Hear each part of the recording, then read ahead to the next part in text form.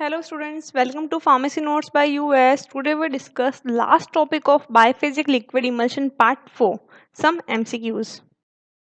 कुछ 9 MCQs दिख रहे हैं। पहले मैं चाहती हूँ इनको आप सॉल्व करें, उसके बाद मैं आपको इनका आंसर डिक्लेयर करती हूँ।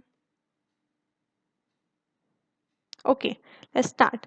सबसे पहले बहुत ही इजी क्वेश्चन है, particle size range of emulsion, यानी कि जो इमल्शन का पार्टिकल साइज रेंज है वो क्या है। ऑप्शन की बात करें 0.1 टू 100 माइक्रोमीटर, 0.5 से 5 micrometre, 0.1 angstrom and all of the above. तो अगर आपको याद हो 0.5 से 5 माइक्रोमीटर तो सस्पेंशन का पार्टिकल साइज था, 0.1 एंगस्ट्रॉन्ग अपन ने नहीं पढ़ा फिलहाल, 0.1 to 100 micrometre is the particle size range for emulsion, यानी कि आंसर होगा यहाँ पे 1। फिर है ट्विन इज, ये क्वेश्चन जीपेट में भी आ रखा है और मैं पूरी कोशिश करूंगी कि जो भी कॉम्पिटिटिव एग्जाम्स में क्वेश्चंस आ रखे हैं वो भी मैं आपको साथ साथ शेयर कर दे रहा हूँ। तो Tween is a lipophilic surfactant, hydrophilic surfactant, non ionic surfactant of both B and C. तो अगर आपको याद हो इमल्सिफिकेशन या इमल्सिफाइंग एजेंट्स के अंदर मैंने आपको बताया था कि इमल्सिफाइंग एजेंट्स सर्फेक्टेंट कैटेगरी में अपन ने बात की थी कि 3 तरीके के होते हैं, anionic, non ionic and cationic. वहां पे मैंने बात की थी नॉन आयनिक की। नॉन आयनिक में मैंने आपको 2 एग्जांपल बताए थे, ट्विन और स्पान। वहां पे मैंने आपको बताया था कि जो स्पान है वो तो होता है लिपोफिलिक और इसी के कुछ डेरिवेटिव्स होते हैं, उन्हें अपन ने एग्जांपल के रूप में बताया था ट्विन, जो कि क्या थे, हाइड्रोफिलिक इन नेचर। और दूसरा नॉन आयनिक सर्फेक्टेंट तो थे ही। तो इसका आंसर हो जाएगा बोथ बी एंड सी, यानी कि नॉन आयनिक सर्फेक्टेंट के हाइड्रोफिलिक पार्ट के अंदर ट्विन एग्जाम्पल है। तीसरा है wool fat used in which type of emulsion, यानी कि जो वुल्फेट है कौन सा इमल्शन बनाने में मोस्टली यूज किया जाता है। तो वुल्फेट की बात करें तो it is oil containing system में दिख रहा है, स्टीरॉल है सॉरी। तो ये मोस्टली जिसमें ऑयल कंटिन्यूस फेज में आता है उस तरीके की इमल्सिफाइंग इमल्शन बनाने में यूज करता है। तो आंसर होगा इसका ए, W/O। फोर्थ है example of W/O emulsion is, यानी कि W/O इमल्शन का एग्जाम्पल इनमें से कौन सा है। अब W/O है यानी कि ऑयल है जो उसमें ज़्यादा है, कंटिन्यूस फेज के अंदर होगा। तो यहाँ अगर अपन एग्जाम्पल देखें तो salad dressing, aqueous cream and butter, ये सारे के सारे ऑयल एंड वाटर के एग्जाम्पल थे। तो बचा कौन, कोल्ड क्रीम, यानी कि इसका आंसर हो जाएगा बी, कोल्ड क्रीम। फिर है Paintal root for emulsion is, यानी कि अगर अपन इमल्शन पेंटल रूट से दे रहे हैं तो उसका रूट ऑफ एडमिनिस्ट्रेशन वहाँ पे कौन सा होगा, इंट्रावेनियस होगा, सबक्यूटेनियस होगा, इंट्रामस्कुलर होगा या फिर नन ऑफ द अबव, इनमें से कुछ भी नहीं। तो अगर आपको याद है तो मैंने बताया था कि जो इमल्शन होता है उसमें एक ऑयल कंटेंट होता है, तो अपन सीधा का सीधा उनको इंट्रावेनियस रूट से नहीं दे सकते, तो अपन उनको इंट्रामस्कुलर लीड से देना पड़ता है। क्यों, क्योंकि जो ऑयल है वो अपने मसल्स में एड्जॉर्ब हो जाता है और ड्रग को लीच कर देता है सिस्टेमेटिक सर्कुलेशन के अंदर, इसलिए पेनफुल भी होते हैं। तो इसका आंसर होगा IM, इंट्रामस्कुलर, सी। फिर है micro emulsion containing hydrophilic surfactant produce. तो यहाँ पे ये पूछ रहा है कि जो माइक्रो इमल्शन है वो कौन से सिस्टम प्रोड्यूस करते हैं। ऑप्शन है transparent, translucent, milky white and turbid. तो अगर आपको याद है क्लासिफिकेशन ऑफ इमल्शन में वहाँ पे मैंने आपको एक प्रॉपर्टी बताई थी माइक्रो इमल्शन की कि they are transparent in nature, तो आंसर होगा ट्रांसपेरेंट। सेवंथ क्वेश्चन है upward creaming is observed in, यानी कि एक अपवर्ड क्रीमिंग की अनस्टेबिलिटी है इमल्शन की, जिसमें कि जो क्रीम है ऊपर की तरफ मूव करती है। अब क्रीम ऊपर की तरफ मूव करती है यानी कि ऑयल ऊपर की तरफ मूव कर रहा है, और अगर ऑयल ऊपर की तरफ मूव कर रहा है तो अपन ये कह सकते हैं कि जो ऑयल है वो डिस्पर्स फेज में है, डिसकंटिन्यूस फेज में है।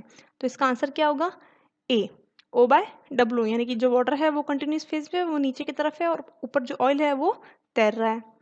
फिर है eight, ideal phase volume ratio पर स्टेबल इमल्शन इज, यानी कि जो फेज वॉल्यूम रेशो है आइडली वो कितनी होती है, कितनी ऑयल होगा कितना वाटर होगा। तो इसका आंसर है 50-50%, 50% oil and 50% water is ideal phase volume ratio. कहीं कहीं आपको ये भी पूछ सकते हैं कि हाईएस्ट डिस्पर्स फेज रेशो कितना है, अपन डिस्पर्स फेज कितने कंसिडरेशन में डाल सकते हैं। तो उसका आंसर होगा 74%। Question number 9 is sequence of event in physical instability, यानी कि अगर इमल्शन अनस्टेबल होना शुरू कर रहा है तो सबसे पहले क्या होगा, फिर क्या, लास्ट में क्या, और लास्ट में क्या रहेगा। तो ऑप्शंस हैं flocculation, creaming, breaking, coalescence. B है flocculation, creaming, coalescence, breaking, breaking, coalescence, flocculation, creaming and coalescence, flocculation, creaming and breaking. तो अगर अपन सब फिनोमेना का देखने की बात करें तो सबसे पहले क्या होगा, अगर अनस्टेबिलिटी शुरू होती है तो सबसे पहले जो डिस्पर्स पार्टिकल है वो क्या करेंगे, आपस में एक फ्लोक्स या फिर एक ग्रुप बनाने की कोशिश करेंगे, जिसे अपन कहते हैं फ्लोकुलेशन।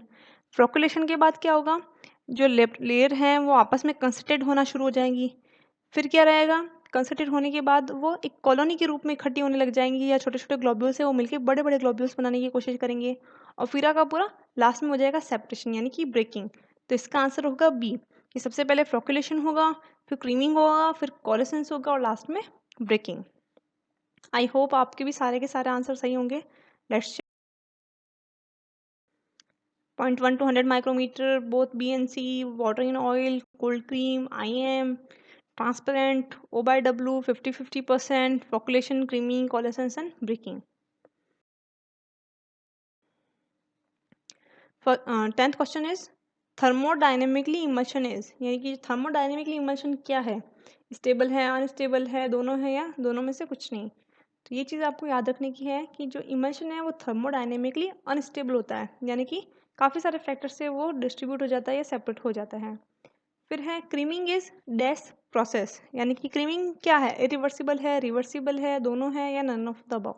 तो अगर अभी आपको याद हो स्टेबिलिटी में मैंने आपको बताया था कि क्रीमिंग अगर हो जाए तो उसको वापस अपन शेक करके या फिर यूजिंग होमोजेनाइजर उसे वापस नॉर्मल इमल्शन में कन्वर्ट कर सकते हैं। तो इसका आंसर होगा ए, reversible.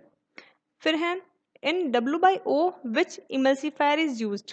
W by O, O यानी कि oil is in continuous phase, यानी कि यहाँ पे ऐसा कौन सा इमल्सिफाइंग एजेंट है जो कि ऑयल सिस्टम में ऐड किया जाता है। तो अगर अपन बात करें SLS, नहीं, वाटर सिस्टम है। ट्विन हाइड्रोफिलिक है, अकेशिया भी हाइड्रोफिलिक है। फिर बच्चा है स्पान। स्पान अगर आपको याद हो तो मैंने आपको नॉन आयनिक सर्फेक्टेंट में बताया था, it is lipophilic in nature. तो लिपोफिलिक होगा तो water in oil type of emulsion बनाने में हेल्प करेगा। तो आंसर हो जाएगा इसका सी, स्पान। फिर है indicate which of the following statement is true for oil soluble surfactant, यानी जो ऑयल सॉल्युबल सर्फेक्टेंट है उनके लिए कौन सा स्टेटमेंट है जो सही है। पहला हाई HLB वैल्यू, नहीं, हाई HLB वैल्यू तो उनकी होती है जो हाइड्रोफिलिक इन नेचर होते हैं। B are hydrophilic, no, oil soluble surfactant lipophilic characters के होते हैं। C can be use as emulsifier to produce W/O type of emulsion, हो सकता है जो भी ऑयल सॉल्युबल हैं वो W/O टाइप ऑफ इमल्शन बनाते हैं, क्यों, क्योंकि ऑयल कंटिन्यूस फेज में है। फिर आर एफिशिएंट सॉल्युबलाइजिंग एजेंट, नहीं, सॉल्युबलाइजिंग एजेंट का भी HLB वैल्यू ज़्यादा होता है। तो आंसर होगा इसका C, can be use as emulsifier to produce W/O emulsion. 14 number question है W/O इमल्शन फॉर्म्स, यानी कि यहाँ पे ऑयल कंटिन्यूस फेज में है और ऑयल ज़्यादा है। तो अगर ऑयल ज़्यादा है तो क्या हुआ, क्रीमिंग कहाँ होगी, नीचे के ऊपर, और वैसे नीचे की तरफ। तो इसका आंसर होगा डाउनवर्ड क्रीमिंग। फिर है 15 question, emulsion contain more than 2 phase is called, यानी कि जो इमल्शन जहाँ पे मोर देन 2 फेज होती हैं उस इमल्शन को अपन क्या कहते हैं। तो अगर आपको याद हो तो मैंने क्लासिफिकेशन ऑफ इमल्शन में बताया था कि जब W/O या O/W इमल्शन के अंदर तीसरी फेज भी ऐड होती है तो अपन उसे मल्टीपल इमल्शन कहते हैं। तो इसका आंसर होगा बी, मल्टीपल। फिर है question number 16, following ratio is use for the preparation of emulsion for fixed oil.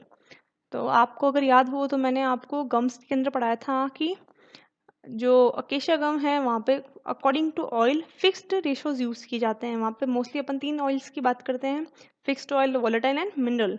तो फिक्स्ड ऑयल के लिए रेशो था 4:2:1, यानी कि WOWG, इतना ऑयल, इतना गम एंड इतना वाटर। तो इसका आंसर होगा ए, 4:1। फिर है question number 17, following are example of O/W except, यानी कि इनमें से कौन सा O/W का एग्जाम्पल नहीं है। वाटर यानी कि वाटर कंटिन्यूस फेज में होगा। बात करते हैं मिल्क, मिल्क में ऑब्वियस है वाटर कंटिन्यूस फेज में है। शेविंग क्रीम भी O/W का एग्जाम्पल है, वैनिशिंग क्रीम भी O/W का एग्जाम्पल है। कोल्ड क्रीम के अंदर ऑयल कंटिन्यूस फेज में होता है। तो इसका आंसर होगा सी। आई होप आपके भी सारे के सारे आंसर सही होंगे। मल्टीपल, 4:1, कोल्ड क्रीम, इसका आंसर डाउनवर्ड क्रीमिंग है। I hope you like and enjoy the video. Please like, share and subscribe. Thank you.